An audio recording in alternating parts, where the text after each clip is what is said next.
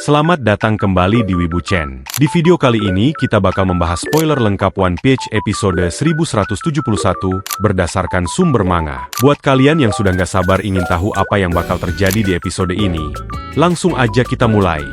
Cerita berlanjut dengan memperlihatkan perjalanan ziarah kuil Yamato, sang anak Oni, yang kini memasuki volume ke-27. Dalam momen ini, Yamato tampak tidak dapat menahan tangisnya yang pecah akibat rasa frustrasi yang mendalam di depan sebuah kuil.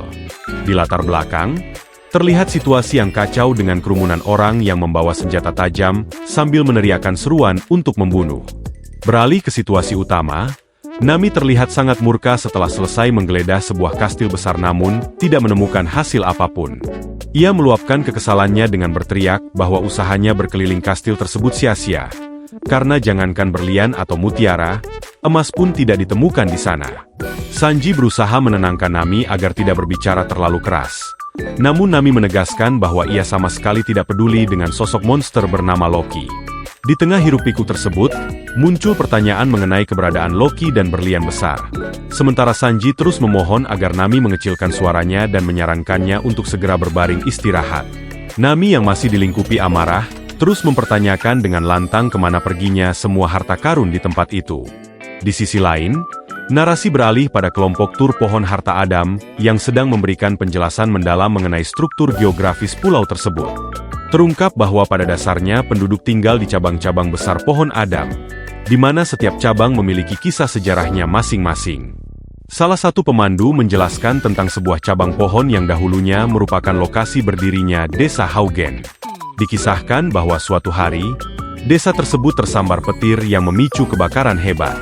Karena kondisi cabang pohon yang sudah terlalu kering dan tua, api menjadi mustahil untuk dipadamkan. Akhirnya, demi mencegah api menyebar ke desa-desa lain, seluruh cabang yang terbakar itu terpaksa dipotong. Hal ini menjadi bukti nyata akan kelemahan terbesar Elbap, yaitu api dan petir, serta menunjukkan bahwa pohon Adam sekalipun tidak dapat melawan hukum waktu. Suasana kemudian berpindah ke sebuah pesta makan yang meriah di desa bagian barat. Seseorang menanyakan dari mana Nami berasal. Sementara yang lain menyadari bahwa Luffy dan Zoro tidak terlihat sejak tadi dan menduga mereka masih sibuk menjelajahi tempat lain. Di tengah keramaian, Usopp dengan bangga memperkenalkan Nami sebagai navigator jenius kelompok mereka kepada tetua Jarul. Jarul memuji kecantikan Nami. Namun secara mengejutkan ia menyatakan bahwa dirinya sangat menyukai wanita yang usianya lebih tua. Pernyataan ini memicu reaksi spontan dari para raksasa lainnya yang mengingatkan Jarul bahwa ia adalah orang tertua di dunia, sehingga mustahil baginya untuk menemukan wanita yang usianya lebih tua darinya. Akibat ucapannya yang dianggap konyol, Jarul pun terkena tamparan keras hingga berteriak kesakitan. Kekacauan di pesta terus berlanjut saat Usopp mencoba melakukan tindakan nekat dengan mencabut pedang yang menancap di kepala tetua Jarul, yang disebut-sebut sebagai Excalibur. Dory segera bertindak tegas dan memerintahkan Usopp untuk menjauhkan tangannya, karena tindakan itu bisa menyebabkan pendarahan fatal yang dapat menewaskan Jarul. Di sudut lain, Brook terlihat dalam kondisi mabuk berat, memicu komentar bahwa ia benar-benar telah kehilangan kesadaran akibat alkohol. Sementara itu, Sanji berbincang dengan salah satu raksasa mengenai impian seseorang untuk bisa mengunjungi Elbap. Namun, suasana ceria itu mendadak berubah ketika Sanji menyadari adanya sesuatu yang janggal di sekitarnya. Dengan ekspresi serius, ia mulai mencari dan mempertanyakan keberadaan Gerchen. Ketegangan semakin meningkat saat ditemukan fakta bahwa para penjaga di daerah tersebut mengalami luka-luka yang sangat parah, mulai dari patah tulang hingga luka tusuk yang dalam. Muncul keraguan besar apakah manusia biasa mampu memberikan luka sefatal itu kepada para prajurit raksasa. Seseorang yang sedang melakukan penelitian untuk memperbarui kastil blok menjelaskan bahwa saat ia tiba, pintu depan sudah dalam keadaan terbelah dan para penjaga telah tumbang tak berdaya. Di tengah situasi genting ini, Sanji memperhatikan Nami yang terlihat berkeringat dingin dan tampak sangat kepanasan. Namun Nami menanggapi dengan ketus karena merasa terus-menerus diawasi oleh Sanji. Ketika Sanji berniat untuk menanyakan kejadian sebenarnya secara langsung kepada para penjaga, ia segera dicegah karena para korban tersebut sedang dalam kondisi kritis dan sangat membutuhkan istirahat total. Di sudut lain Elbap, sebuah percakapan serius terjadi ketika seorang perempuan berniat untuk melaporkan suatu kejadian kepada tetua Jarul. Namun, Niat tersebut segera dicegah oleh rekannya yang memperingatkan agar tidak merusak suasana pesta yang sedang berlangsung. Ia menekankan bahwa tidak ada seorang pun yang menyukai orang yang mengacaukan kegembiraan, dan informasi tersebut tidak boleh disebarkan sebelum faktanya benar-benar jelas. Secara internal, pria tersebut merasa sangat cemas karena jika masalah mengenai Loki terungkap sebelum kelompok Luffy kembali, ia khawatir akan dianggap bersekongkol atas tindakan mereka. Ia bahkan berharap agar Loki segera meninggalkan tempat itu begitu berhasil bebas, tanpa peduli jika sang pangeran terkutuk nantinya akan mengamuk di luar wilayah negeri mereka. Sementara itu, ketegangan lain muncul saat seorang pejuang wanita berdiri di atas tubuh raksasa yang telah tumbang. Dengan nada mendesak, ia menuntut informasi dari raksasa yang tampak sekarat tersebut, terutama mengenai sosok misterius yang memiliki kemiripan dengan si rambut merah. Raksasa yang terkapar itu hanya mampu mengerang kesakitan tanpa bisa memberikan jawaban yang jelas. Cerita kemudian beralih ke wilayah yang dikenal sebagai Tanah Kematian, sebuah area bersalju yang dipenuhi dengan bangkai binatang buas yang tanpa habis diserang secara brutal. Luffy dan Zoro berdiri di hadapan sosok raksasa Loki yang terbelenggu dengan rantai besar yang terbuat dari batu laut. Luffy merasa ada yang janggal karena kondisi Loki saat ini sangat berbeda, dan jauh lebih mengenaskan dibandingkan saat pertemuan mereka sebelumnya. Meskipun Loki adalah seorang raksasa, Zoro tetap terkesan dengan ukuran tubuhnya yang luar biasa besar, setara dengan ukuran Oars. Di tengah kepanikan karena banyaknya binatang buas yang terluka di sekitar mereka, Luffy berteriak memanggil nama Loki dan mencoba memastikan apakah ia masih bernapas. Zoro yang tetap waspada segera memperingatkan Luffy agar tidak memberikan kunci borgol tersebut secara gegabah, karena ia merasakan adanya keanehan. Namun, Luffy bersikeras bahwa dengan luka separah itu, Loki tidak akan mungkin bisa mengamuk, dan ia mendesak Zoro untuk segera membantunya. Perdebatan antara Luffy dan Zoro pun semakin memanas di depan sosok Loki yang tak berdaya. Luffy merasa mereka harus segera menolong raksasa yang tampak sekarat tersebut. Namun Zoro dengan tegas menolak, karena merasa mereka tidak berutang apapun padanya. Zoro mengingatkan Luffy untuk tidak menyepelekan reputasi buruk Loki di Elbap, mengingat bahaya besar yang bisa ditimbulkan jika sosok sekuat itu dibebaskan secara sembarangan. Peringatan serupa juga muncul mengenai dampak buruk yang akan menimpa seluruh negeri Elbap jika Loki lepas dari pengawasan. Untuk membuktikan keraguannya, Zoro melakukan tindakan yang memicu reaksi keras dari Loki, hingga raksasa itu berteriak kesakitan. Hal ini membuat Luffy marah, dan mempertanyakan apa yang sebenarnya sedang dilakukan oleh Zoro. Teriakan kesakitan Loki yang menggema di Tanah Kematian meyakinkan Zoro, bahwa luka-luka dan pendarahan yang dialami raksasa itu adalah asli, bukan sekadar tipu muslihat untuk menarik simpati. Setelah melihat Loki tanpa kehilangan kesadaran, Luffy sempat mengira raksasa itu telah tewas. Namun Zoro dengan dingin menyatakan bahwa jika hal itu terjadi, maka memang sudah menjadi takdirnya. Akhirnya, mereka mencapai kesepakatan untuk melepaskan rantai tersebut. Namun dengan syarat satu borgol batu laut, tetap terpasang di kakinya agar mereka tetap bisa menginterogasinya saat ia siuman nanti. Karena kondisi Loki yang kritis, mereka memutuskan untuk mencari bantuan medis. Mengingat lokasi perpustakaan yang terlalu jauh, mereka berencana mencari chopper atau dokter lain yang kemungkinan besar berada di lokasi pesta di desa. Sebelum berangkat, Zoro sempat mengungkapkan kekhawatirannya bahwa tindakan mereka membebaskan Loki bisa berujung pada pengusiran kelompok mereka dari Elbap, jika diketahui oleh penduduk setempat. Luffy dengan santai menanggapi bahwa ia siap menanggung konsekuensi tersebut demi mencari dokter. Zoro kemudian menyarankan agar mereka memberi Loki daging untuk mempercepat pemulihannya, dan menunjuk bangkai binatang buas di sekitar mereka sebagai sumber makanan. Hal ini memicu protes keras dari Luffy yang menganggap saran itu keterlaluan karena binatang-binatang tersebut adalah teman-temannya. Meskipun Zoro berargumen bahwa semua daging pada dasarnya sama, ia akhirnya mengalah dan meminta maaf setelah melihat ketegasan Luffy yang melarang memakan teman sendiri. Saat mereka bersiap mencari bantuan, perhatian Luffy tiba-tiba teralihkan oleh suara teriakan seseorang yang meminta agar suatu tindakan segera dihentikan. Situasi darurat ternyata juga sedang melanda sekelompok raksasa yang sedang mengendarai platform awan pulau di atas Tanah Kematian. Awan tersebut ternyata tidak mampu bertahan lama di wilayah itu dan mulai kehilangan daya apungnya, membuat mereka terancam jatuh. Para raksasa ini sedang dalam misi penyelamatan yang sangat mendesak demi menolong Gerchen dan mencegah terjadinya kekacauan besar jika Loki sampai berhasil meloloskan diri. Di tengah keputusasaan saat platform mereka mulai hancur, Sang pemimpin meminta maaf atas keputusan berisiko yang ia ambil. Namun, rekan-rekannya tidak menyalahkannya, karena mereka tahu keputusan itu diambil demi keselamatan seluruh negeri Elbap.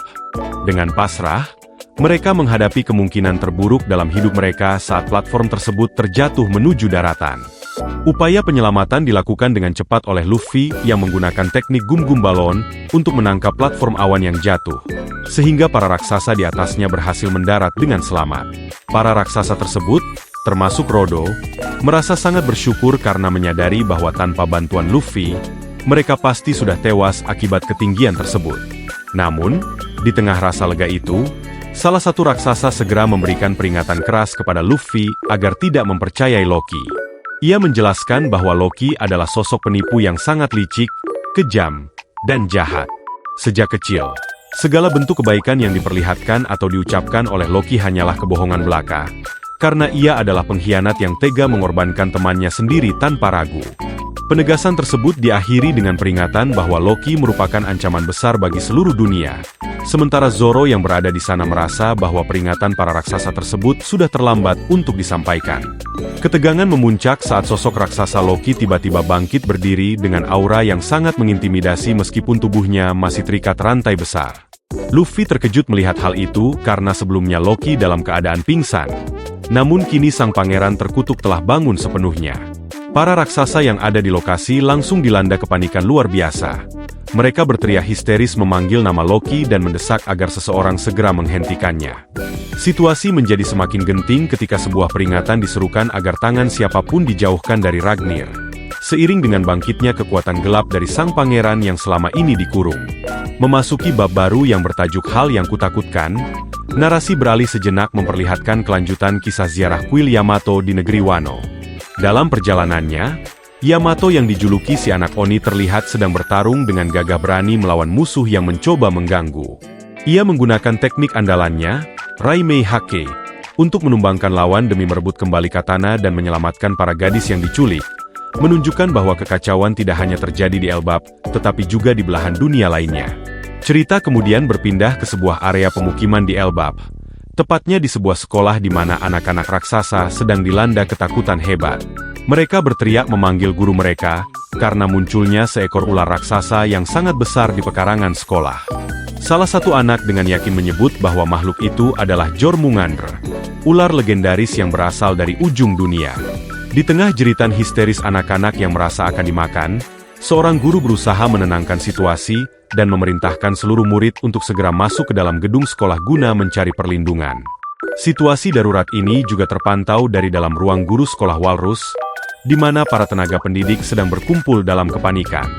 Kepala sekolah Walrus yang bernama Kiba, bersama guru matematika bernama Blade dan pustakawan sekaligus guru bahasa nasional bernama Anje, berdiskusi dengan tegang mengenai kemunculan binatang buas tersebut. Mereka merasa heran bagaimana makhluk dari dunia bawah bisa muncul di dunia matahari, dan menyadari bahwa mereka harus segera memanggil para pimpinan Elbap. Kekhawatiran mereka memuncak pada keselamatan anak-anak, terutama saat melihat seekor ular raksasa lainnya mulai menyerang dan hampir memangsa seorang murid bernama Aegir yang terjepit dalam situasi mematikan. Saat maut hampir menjemput Aegir, seorang pejuang bernama Kimatsu datang memberikan bantuan tepat pada waktunya. Kimatsu meminta maaf karena terlambat datang dan langsung melancarkan serangan balasan yang sangat kuat.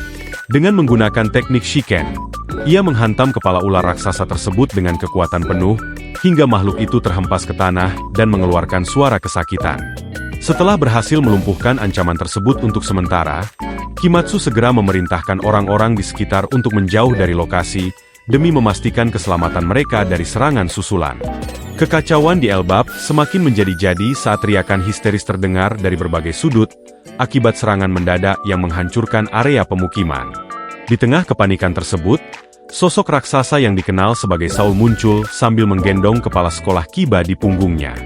Kiba, yang merupakan mantan bajak laut raksasa, mengeluhkan rasa sakit di punggungnya sambil mengucapkan terima kasih kepada Saul atas bantuannya. Saul sendiri masih merasa heran dan mempertanyakan jenis ular raksasa, apa yang baru saja mereka hadapi. Kehadiran mereka segera disadari oleh para warga dan murid yang memanggil mereka dengan sebutan Pak Guru Saul dan Pak Kepala Sekolah, menunjukkan rasa hormat sekaligus harapan di tengah situasi yang mencekam. Di sisi lain, Kekaguman muncul dari para murid saat menyadari bahwa kepala sekolah Kiba dulunya adalah seorang prajurit hebat. Sementara rumor mengenai kekuatan luar biasa Pak Guru Saul sebagai mantan anggota Angkatan Laut ternyata memang benar adanya. Di tengah percakapan tersebut, Nico Robin bertanya kepada Saul apakah binatang buas seperti itu biasanya muncul di dunia matahari. Yang kemudian dijawab Saul bahwa umumnya hanya binatang buas biasa yang terlihat, bukan makhluk mengerikan seperti saat ini. Saul kemudian berusaha menenangkan anak-anak yang ketakutan dan meminta maaf, karena telah membuat mereka cemas, yang dibalas dengan ucapan terima kasih dari para murid.